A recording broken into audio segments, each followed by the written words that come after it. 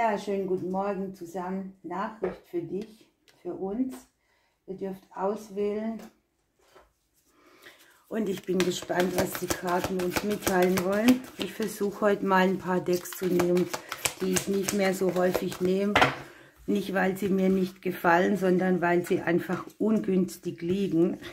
Ich habe immer noch keine Lösung gefunden für ein System, wo ich eben so rankomme, wie ich es gern hätte. Aber gut, irgendwann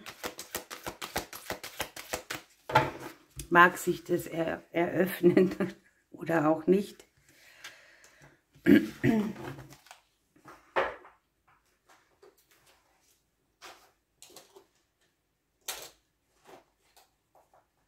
Ich hoffe, ihr habt gut geschlafen und es geht euch gut. Die Intuitionskarten von Martin Zoller, die habe ich früher fast immer genommen. Auch die sind jetzt so in den Hintergrund gerutscht.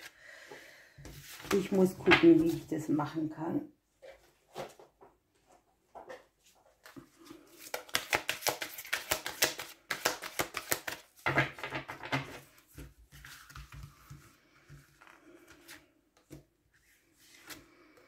Hier regnet es heute ein bisschen, sehr angenehm.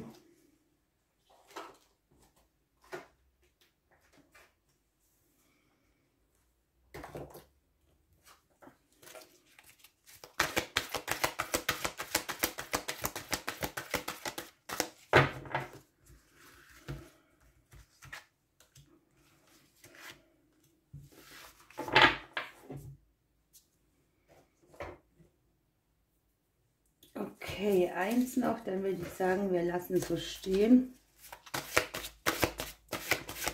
Dann könnt ihr wählen.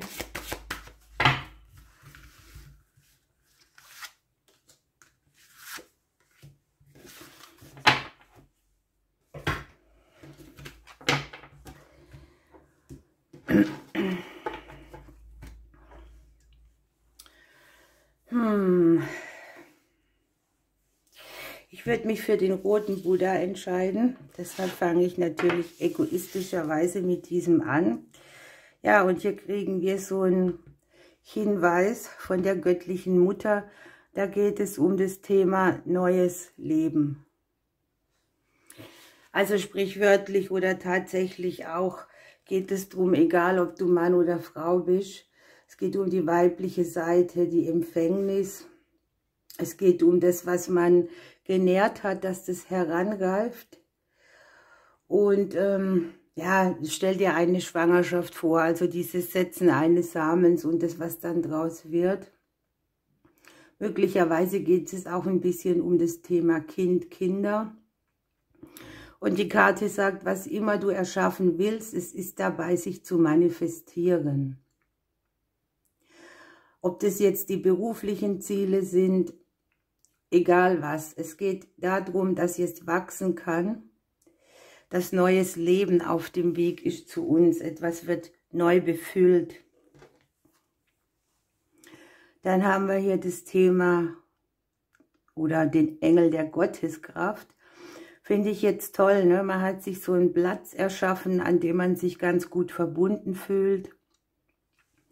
Und genau auch hier dieses neue Leben draus zu gebären, ist ja sehr, sehr positiv an sich, ne? Aus etwas Verbundenem raus, nicht aus etwas Halbem oder etwas, was nicht ganz aufrecht steht. Und im Prinzip ist es ja so, dass wir aus diesem Gefühl heraus auch wieder viel leichter Dinge manifestieren können oder entstehen lassen können. Und wir sind ja auch erinnert, dass wir jederzeit einfach die Möglichkeit haben, die Dinge zum Guten zu wenden und sich wieder der göttlichen Kraft hinzuwenden. Ich hatte das erst vor kurzem, so eine Phase, wo ich gedacht habe, was ist denn jetzt los und so. Das ging dann auch 2, 3 Wochen, ich wusste nicht warum, aber es hat sich dann wieder gelegt und ich habe mich dem Positiven hingegeben. Und es ist auch wichtig, dass man die Verbindung dann aufrecht erhält oder wieder aufnimmt, sobald man spürt, dass da was unterbrochen ist auch, ne? Also sich daran zu erinnern, dass man eben nicht von Gott verlassen wird und dass man hier wieder etwas bekommt, das einen dann letztendlich in die Ganzheit führt. In ein Gefühl, dass alles okay ist, so wie es ist. In ein Gefühl, dass einem nichts fehlt auch. Und wir haben hier, lass den Stress los. Übernimm nicht den Stress anderer Leute. Ja? Vielleicht geht es immer darum, dass du dich, um ganz zu fühlen, auch von anderen mitreißen lässt, irgendwie auf das Ding hin. Andere sind unruhig oder machen dies, das, jenes. Das geht dann auf dich über und du gestaltest deinen Tag genauso unruhig. Und das darf man, ne? Man darf sich davon abgrenzen. Es hat da nichts mit Egoismus zu tun. Ja, wir haben La-K-E, Kea, heiliges Licht, Liebeslicht. Lass das heilige weiße Licht in alles einströmen, was mit dir sichtbar und im Verborgenen verbunden ist. Harmonie und Ausgleich geschehen. Hier wird sich so etwas kreieren, wo du einfach stark gestärkt oder belebt in deine nächste Zeit gehst. Wo etwas, was vielleicht auch nicht ganz stimmig für dich war, so langsam jetzt einen Namen kriegt. Und wir haben hier von den Merlin-Karten noch Dolmen, die Räume der Ewigkeit. Hier geht es darum, wer bist du, woher kommst du, wo ist deine Bestimmung, deine Herkunft und hier das neue Leben, ne, das passt sehr gut dazu. Einen tieferen Blick zu nehmen, dass man mit allem verbunden ist, einfach und dass alles irgendwo auch einen Sinn macht, wenn man bereit ist, den Sinn dahinter zu erkennen. Ja, und ihr seht ja hier die Wirkung der Steine oder auch des Steinkreises, des Steintisches. Und hier ist das Wissen, das man braucht. Das braucht nicht mal viele Worte, sondern der Wissensschatz an sich ist in den Dolmen verborgen. Und genau dieses spricht heute mit dir, wenn du dich verbindest.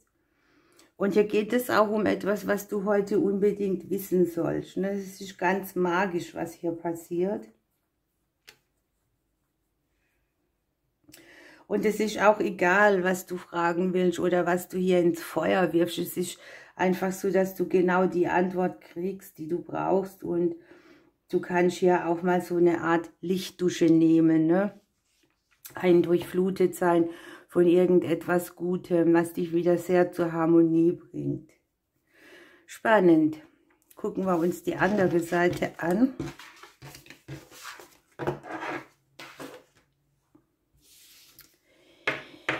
Was habt ihr Schönes? Ihr habt den physischen Körper. Also möglicherweise ja Gaia als Thema Mutter Erde, ne? Und es geht bei dir vielleicht um das Gewand, mit dem du dich auf der Erde bewegst. Natürlich hier auch die Wurzeln verspürst und über das, was du deinem Körper wahrnehmen kannst oder auch erledigen kannst oder wie genährt du dich vielleicht auch fühlst physisch.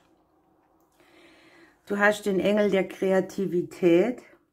Es geht darum, dich spielerisch auszudrücken. Möglicherweise hast du ja auch das Gefühl der Schwere oder dass dein Körper nicht so will wie du. Und hier wird dir geraten, mal das spielerische, leichte, künstlerische, kreative zu leben. Denn dann hast du hier die Möglichkeit, wie Phönix aus der Asche aufzustehen. Eine Neugeburt, ne?